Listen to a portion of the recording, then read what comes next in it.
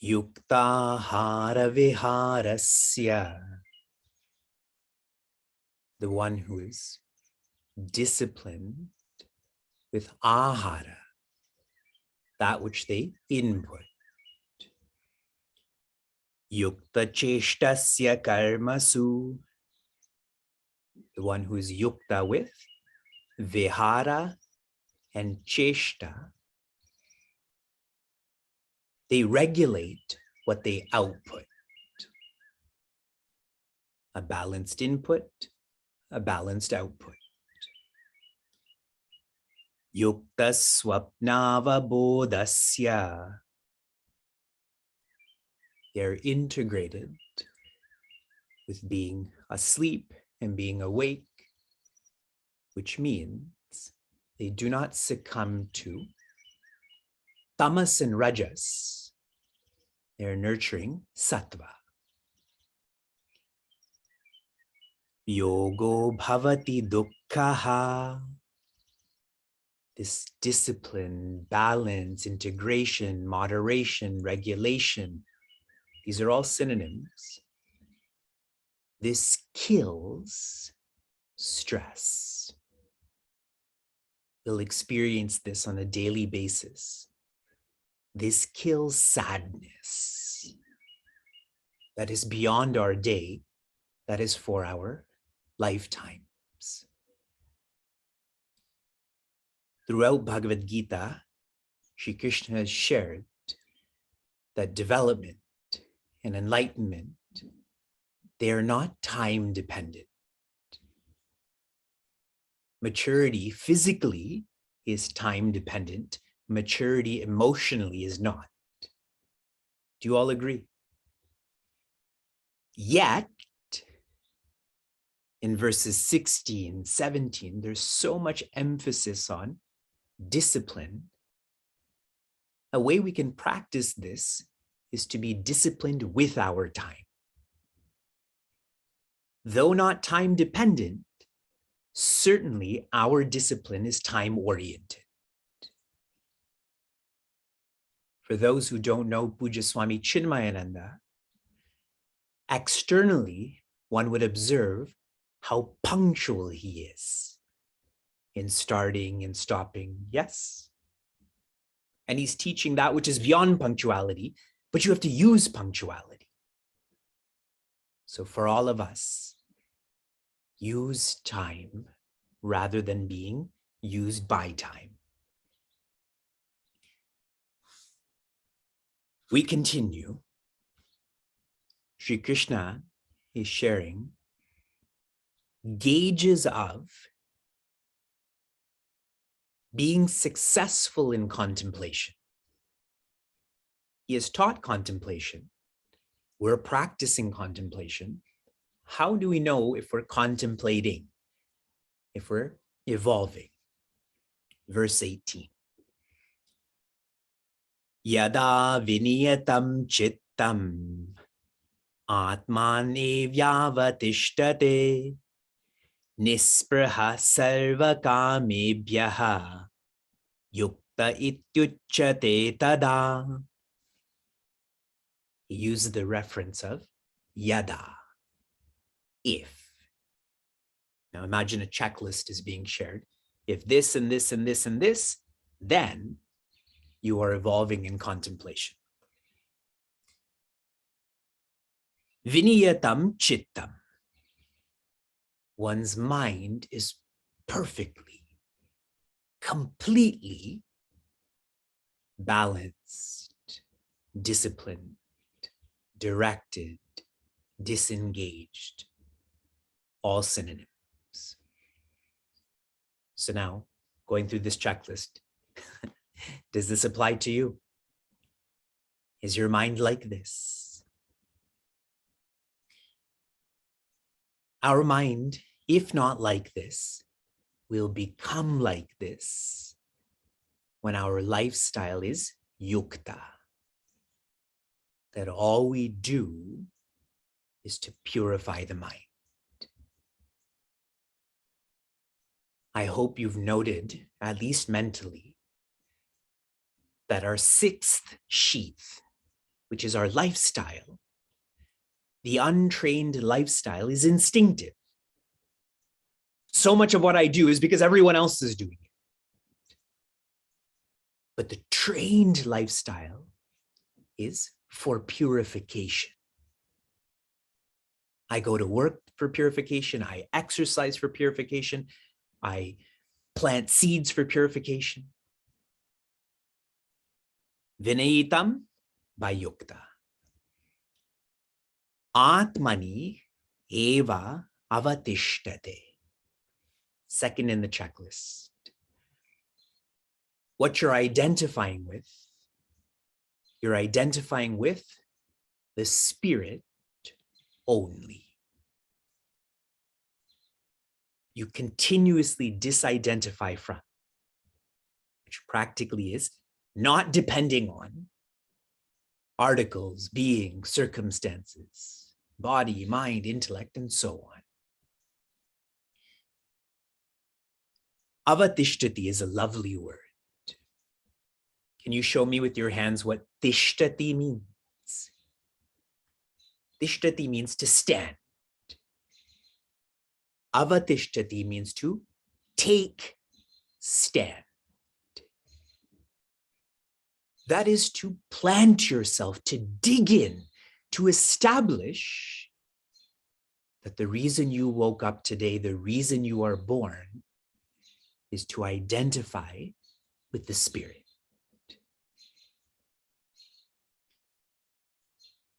Giving you another reference. In Srimad Bhagavatam, one night, it was a full moon night, like today. The gopis, all of those divine women, they all came to meet Shri Krishna at night. They felt him, so they came. And when Shri Krishna saw all of them, he said, "What are you doing here?" Like it was a surprise for him. Go back home. It's late at night. Go to sleep. And they so intelligently, like jnanis, like those who are wise, shared, "You have taught us that our only relationship in life is with you, our spirit." That's what it means to practice avatishtati, to take stand, that this is why I breathe and think.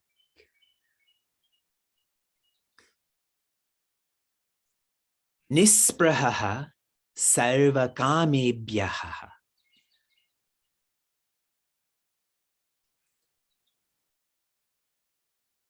This is further felt by ni. This prefix ni is quite powerful. It is like no or nil, zero. No what? Sprahaha, longing. No kamaha, desires. No longing for one's desires. We all have desires, but those desires can be dismantled. But for the one who's taking stand in the spirit, this sense of longing that I have to have this, I can't live without this, that has to become nil. In chapter 2, he described this sense as being content. Those who are knowing their vastness, they are content.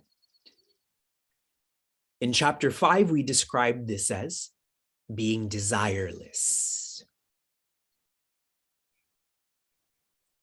How can we live like this? Here are 3 ways to be practiced serially. Number 1, be reflective of how defective our desires are. When I have a desire for a cell phone, how many cell phones we've had in our lives and we thought we would be complete then. I will never need another cell phone. But that's a defective desire, correct? Suppose it's position. When I employ this many people, when this many people know about me, then I'll stop desiring this. But desires breed desires. It's defective. Number 2, start to make your desires functional.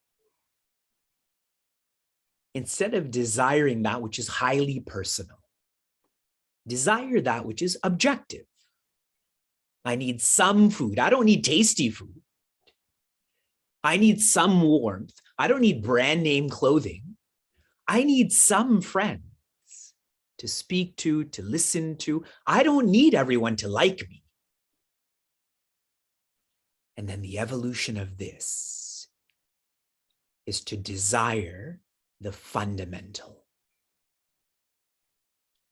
Desire the only one who can end your desires. In this context, the Creator, even more so, consciousness. Everyone's clear about that? Keep on practicing, keep on intensifying your practice. Yada, if this is checked off for you, mind is disciplined, your purpose is the spirit, and you're dismantling what's preventing you from the spirit, tada, then yukta iti uchate, you can be described, you can feel that you are yukta. That the contemplator has become the contemplated. Whatever you're trying to become, for us that is joy, you've become joy. More insights like this will be shared soon. These verses are about sharing the ends. That way, we nurture a interest and love for the means. For some of you, looking for a new profession, a new job, often it's the privileges that come with that profession, job, that decide your or determine your decision. You'll get this many vacation days, or you'll get these resources. The ends is helping the means. Yes? One more insight into this section of verses. Very soon, one of the best qualities that is shared in the Bhagavad Gita will come up. The word Shri Krishna will use is anirvinna. Technically, it means non-dejection. More beautifully, it is to be inspired. So many of the thoughts that have been shared thus far are about, if you're not like this, you can't do this. If you are not described as this, then you'll never feel this. That can be a dejecting experience. Imagine someone telling you, you're not qualified to be here. You're not qualified to do that. And that's why being inspired, whenever that applies to you, that I'm not ready for contemplation because my sleep hygiene is pure or I'm greedy, be inspired to become qualified, to become eligible for contemplation, for contentment. Do not be overwhelmed, be inspired. This is the most challenging challenge you will ever take up, ever follow. And we are bhagya, we are fortunate to have bountiful grace of our original parent, our system of guides. A joyous Holi to all of you.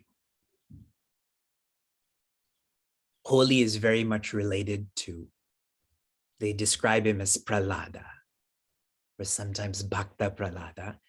I like to describe him as Rishi Prahlada. He feels things that we don't feel. Rishi Prahlada is known to be the Maha Bhagavata, the greatest Bhakta devotee in our culture, in our history. He completely feels that he belongs to him and he belongs to Rishi Prahlada. And so my prayer on Holi for me, for you, for all, is that we feel that we belong to him, to Shri Krishna. And the evolution of that, we will feel that he belongs to us. A joyous 2-year anniversary to all of you also. We've been married for 2 years. And this is awesome, a big communal marriage. Very inexpensive and simple, yes? If you can rewind to how you were feeling 2 years ago, now how you're feeling 2 years later, I naturally was reflecting on this and I feel that joy and God have become most accessible through our community, have become most applicable through our community. It is easy to feel God. It is easy to feel joy because of our community. And so my gift to all of you, March 1st to April 9th, a period of 47 days, we will complete 47 verses of chapter 6 of Bhagavad Gita. April 10th to April 16th, we will dedicate an entire week to your questions from this chapter. I'm sure a lot of you have questions about this practice and that practice. And this will be completed on April 16th, which is Hanuman Jayanti, another Mahabhagavata. After that, we'll go to our regular schedule. Starting on Sunday, April 17th, our community is going to facilitate one with one, not a one-on-one, a one with one. Every morning at 6 a.m., anyone who would like personal guidance on their practices, on their life, then you can sign up and I will try. I will try to guide you in whatever way you ask. This will be one with one to encourage this sense of oneness. When Meaningful Mornings began, there was only a few of us. Now there's hundreds of us. And I do not want this community to feel like it is a corporation where that closeness is compromised. So this will start soon. Many of you are thinking, we're not interested, so give us a better gift.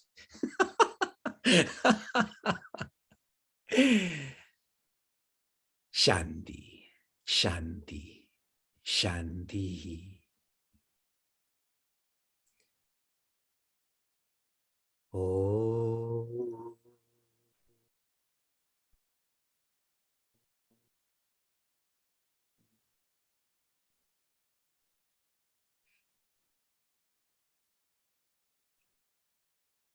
Oh.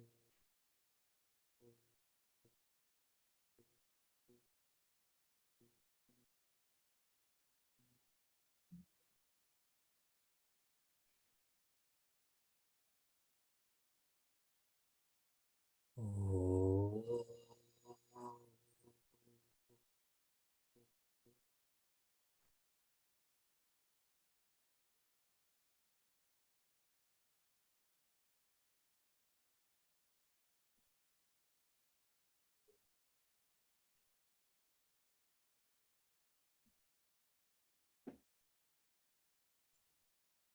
Be grateful.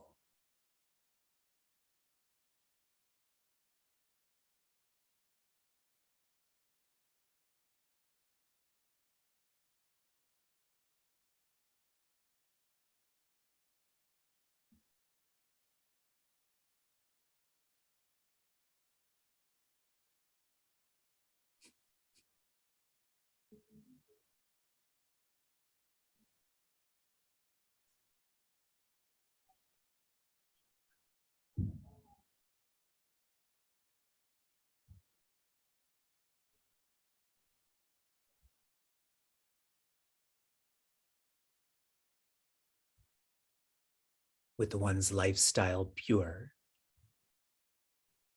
relax the body.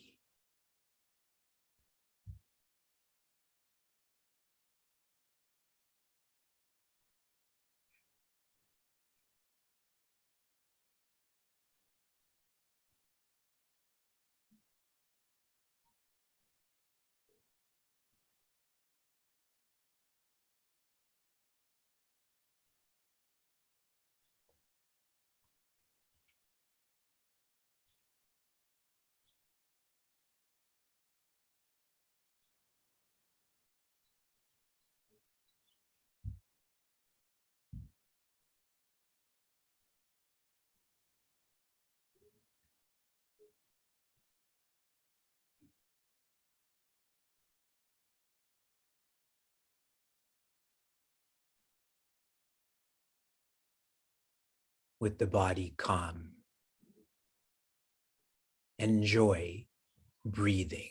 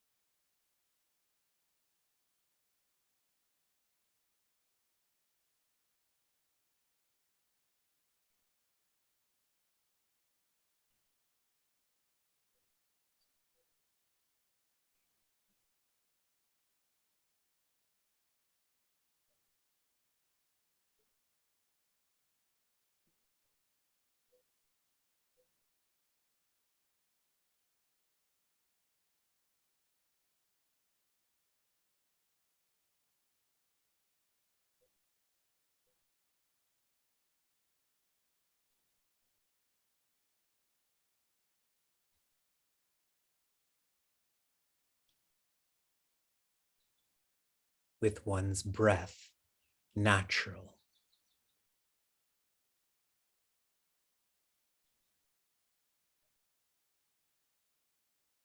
The untrained mind interprets, ever spewing thoughts of, I don't have this and that person has this. Likes and dislikes. Doubts about the source of joy.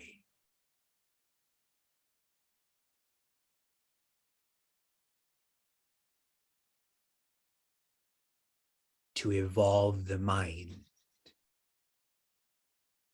from interpreting to being quiet.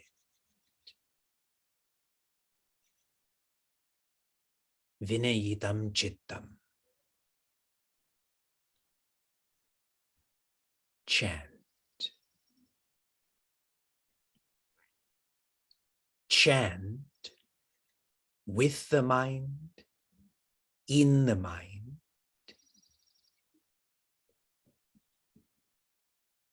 mentally chant Om Krishnaya Namaha.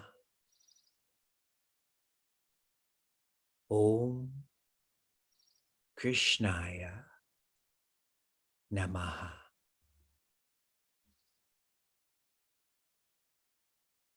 Om Krishnaya Namaha.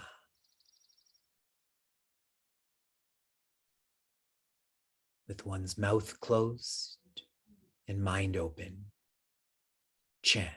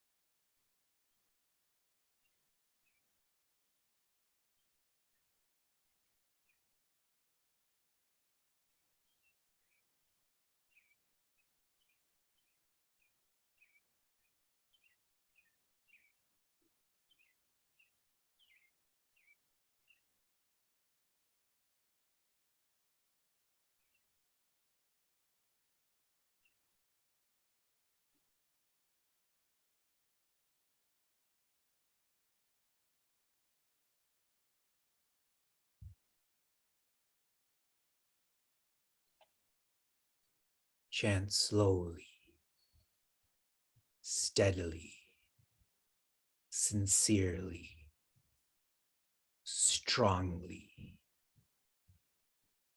Om Krishnaya Namaha. Om Krishnaya Namaha. Om Krishnaya Namaha.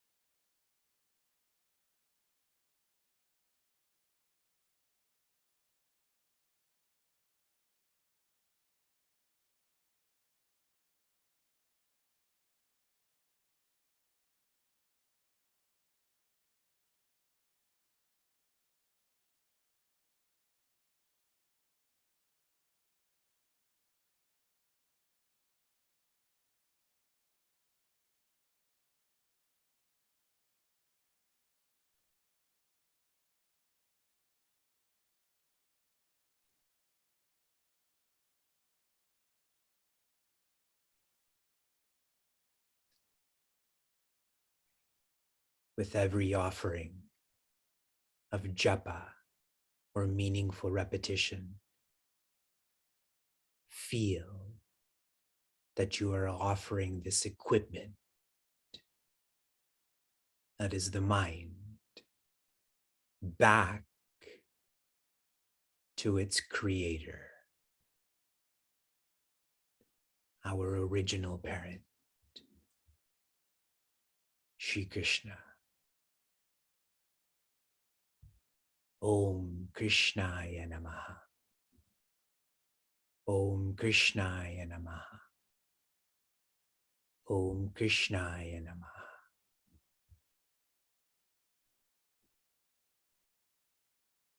Shanti. Shanti.